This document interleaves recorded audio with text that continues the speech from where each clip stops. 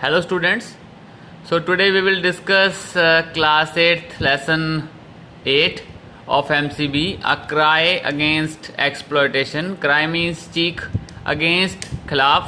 Exploitation matlab exploitation is a state when someone in the society or some special community in the society is being exploited. Exploit matlab ਜਿਹਦਾ ਨਜਾਇਜ਼ फ़ायदा चुक्या जावे. So this is a chapter on especially on child labor. So let's discuss child slavery. Slavery is a state ਜਦੋਂ ਕਿਸੇ ਨੂੰ ਗੁਲਾਮ ਬਣਾ ਕੇ ਰੱਖਿਆ ਜਾਵੇ ਜਾਂ ਕਿਸੇ ਨੂੰ ਉਹਦੀ ਮਰਜ਼ੀ ਦੇ ਖਿਲਾਫ ਕੰਮ ਤੇ ਰੱਖਿਆ ਜਾਵੇ. Through violence, ਹਿੰਸਾ ਦੇ ਨਾਲ, abuse, बुरा बोल के, threats, डरा के, deprives, दूर रखता है children of enjoying their childhood. ਇਹਨਾਂ ਕੰਮਾਂ ਦੇ ਕਰਕੇ ਇਹਨਾਂ ਚੀਜ਼ਾਂ ਦੇ ਨਾਲ ਜਿਹੜੇ ਬੱਚੇ ਨੇ ਉਹ ਆਪਣੇ ਬਚਪਨ ਨੂੰ ਇੰਜੋਏ ਨਹੀਂ ਕਰ ਪਾਉਂਦੇ. So it is harmful to them mentally. ਇਹ ਬੱਚਿਆਂ ਵਾਸਤੇ ਮੈਂਟਲੀ, ਸੋਸ਼ਲੀ, ਸਮਾਜਿਕ ਤੌਰ ਤੇ ਐਂਡ ਫਿਜ਼ੀਕਲੀ, ਸਰੀਰਕ ਤੌਰ ਤੇ ਹਾਰਮਫੁਲ ਹੁੰਦਾ ਹੈ. So this story revolves around one person called Kailash Satyarthi, originally named as Kailash Sharma. So let's study it. Kailash Satyarthi was born on January 11th, 1954 in Vidisha. This is the place, Madhya Pradesh. So this place is in Madhya Pradesh. So Kailash Satyarthi was born on 11th January 1954 in Vidisha in Madhya Pradesh. So he is an Indian social reformer. Now what is a reformer?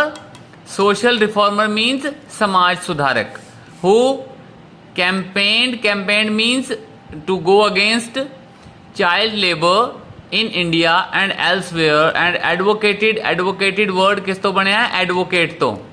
So advocated means to stand in favor of someone, ਕਿਸੇ ਦੇ ਪੱਖ ਦੇ ਵਿੱਚ ਖਲੋਣਾ, that is called advocated. So he is an Indian social reformer who campaigned against child labor in India and elsewhere and advocated the universal right to education. The universal right to education. ਉਹਨਾਂ ਨੇ ਇਸ child labour ਦੇ ਖਿਲਾਫ India ਦੇ ਵਿੱਚ ਔਰ India ਤੋਂ ਬਾਹਰ ਇੱਕ ਕੈਂਪੇਨ ਚਲਾਈ ਔਰ ਉਹਨਾਂ ਨੇ ਕਿਹਾ ਕਿ ਜਿਹੜਾ ਯੂਨੀਵਰਸਲ ਰਾਈਟ ਹੈ ਐਜੂਕੇਸ਼ਨ ਦਾ ਉਹ ਬੱਚਿਆਂ ਨੂੰ ਮਿਲਣਾ ਚਾਹੀਦਾ ਹੈ. Let's move forward. In 2014 he was the co-recipient of the Nobel Peace Prize for their struggle against the suppression of children and young people and for the right of all children to education. 2014 ਦੇ ਵਿੱਚ ਇੱਕ proud movement ਆਈ India ਵਾਸਤੇ ਜਦੋਂ ਕੈਲਾਸ਼ ਸਤਿਆਰਥੀ ਨੂੰ Nobel prize ਮਿਲਿਆ piece ਵਾਸਤੇ, ਜੋ ਉਹਨਾਂ ਨੇ ਸਟਰਗਲ ਕੀਤੀ ਸੀ. ਸਪਰੈਸ਼ਨ ਮਤਲਬ ਜਦੋਂ ਕਿਸੇ ਨੂੰ ਕ੍ਰਸ਼ ਕੀਤਾ ਜਾਵੇ, ਜਦੋਂ ਕਿਸੇ ਨੂੰ ਬਹੁਤ ਜ਼ਿਆਦਾ ਦਬਾਇਆ ਜਾਵੇ. ਕਿਹਨਾਂ ਨੂੰ ਦਬਾਇਆ ਜਾ ਰਿਹਾ ਸੀ? Children and young people and for the right of all children to education.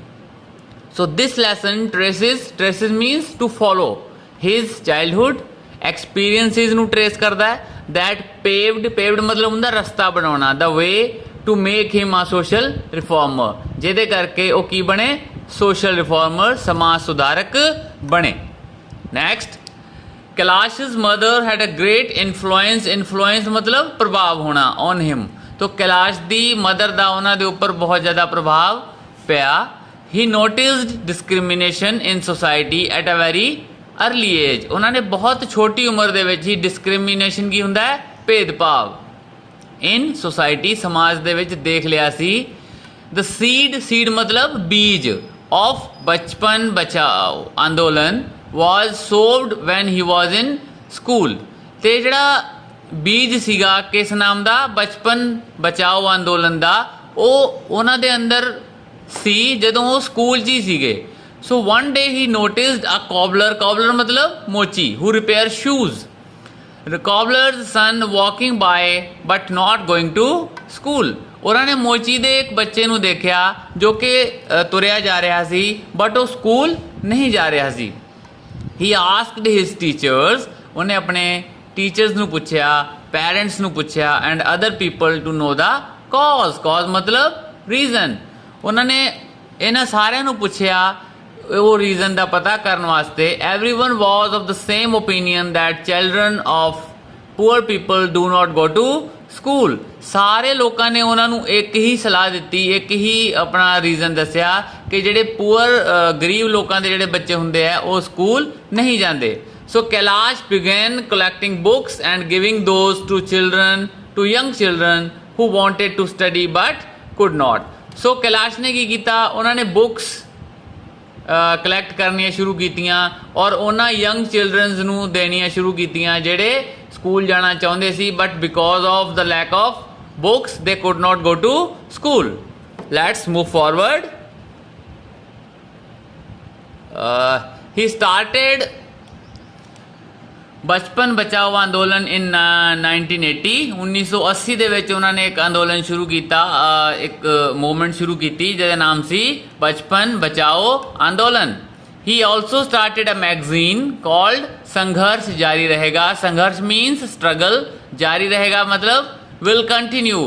around the same time ਉਸੇ ਸਮੇਂ the magazine documented the stories of vulnerable people। ਉਹ ਮੈਗਜ਼ੀਨ ਦੇ ਵਿੱਚ ਕਿਸ ਤਰ੍ਹਾਂ ਦੀਆਂ ਸਟੋਰੀਆਂ ਹੁੰਦੀਆਂ ਸੀ, ਜਿਹੜੇ ਲੋਕਾਂ ਦੇ ਨਾਲ ਧੱਕਾ ਹੋਇਆ ਹੈ ਜਾਂ ਜਿਹੜੇ ਲੋਕ ਡਿਸਕ੍ਰਿਮੀਨੇਸ਼ਨ ਦਾ ਸ਼ਿਕਾਰ ਹੋਏ ਨੇ।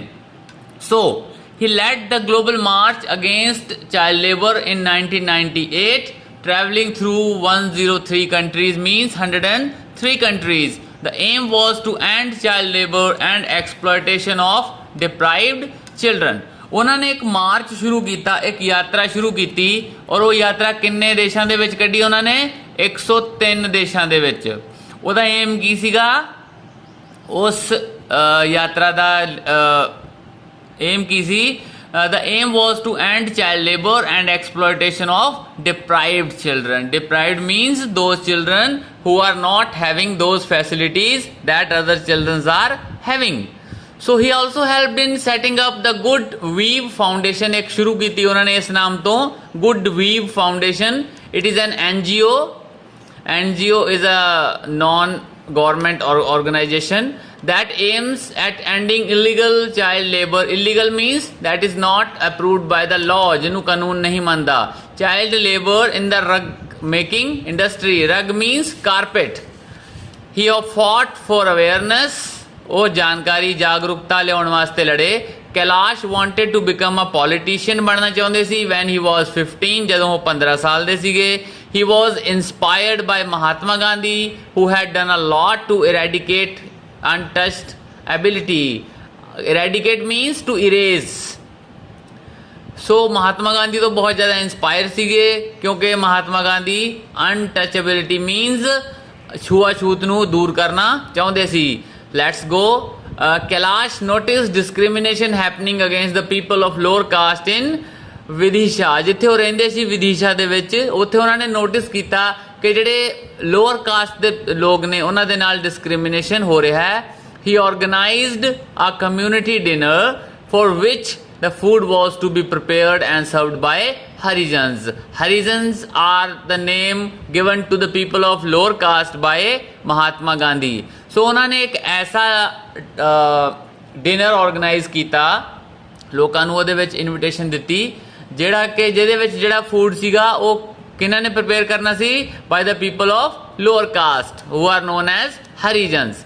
ਮੈਨੀ ਪੀਪਲ ਐਕਸੈਪਟਡ ਦ ਇਨਵੀਟੇਸ਼ਨ। ਬਹੁਤ ਸਾਰੇ ਲੋਕਾਂ ਨੇ ਇਨਵੀਟੇਸ਼ਨ ਐਕਸੈਪਟ ਵੀ ਕੀਤੀ, but it was a disappointment since no one attended the dinner. ਪਰ ਡਿਨਰ ਦੇ ਟਾਈਮ ਤੇ ਕੋਈ ਵੀ ਉੱਥੇ ਨਹੀਂ ਆਇਆ। the hypocrisy। now what is a hypocrisy?